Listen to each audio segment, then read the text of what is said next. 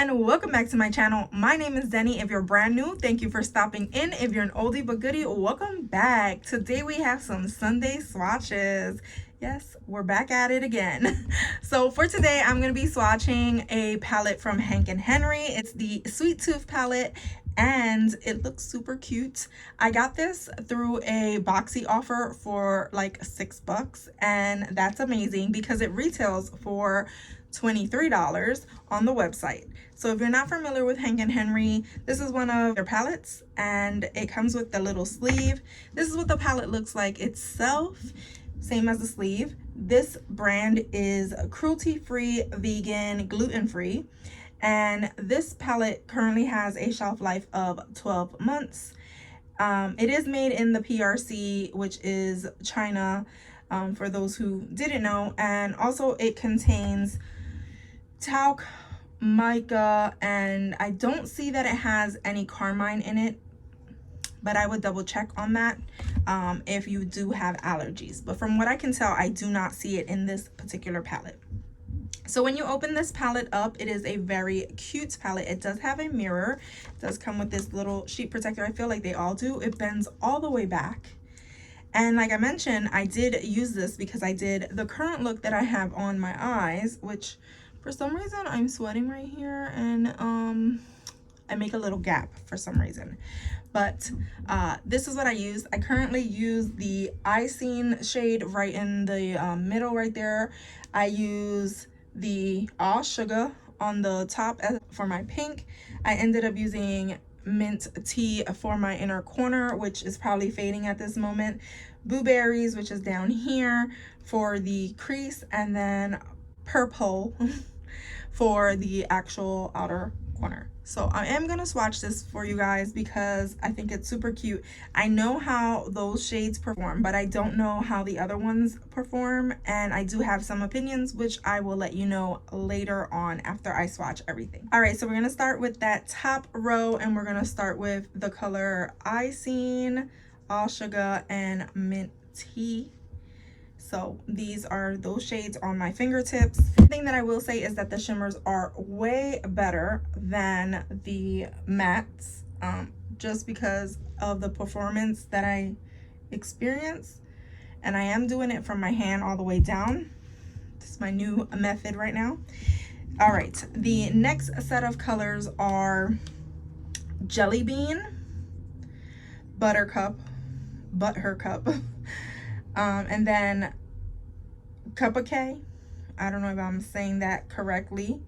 And like I mentioned, some of the mattes aren't as pigmented. So let's see.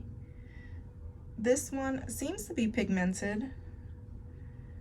This color right here, I know that was gonna show up. And then here's that peach, which barely had any, barely did anything. I am gonna build that one up. I had to build up All Sugar a whole lot for it to be this pink and that intense because it didn't do it on its own. I like to be honest with you guys, and it didn't perform how I wanted it to. Then the next row we have is Hard Candy, which is this pink shade. We have the blueberries, and then we have purple. Those colors right there, I think these colors are so cute. Right, so let's see, right here, right here, right here. There's the rest of those colors. My swatches always turn into muck at the end. So very cute and pastel palette. I will say the Icing, that one worked really well.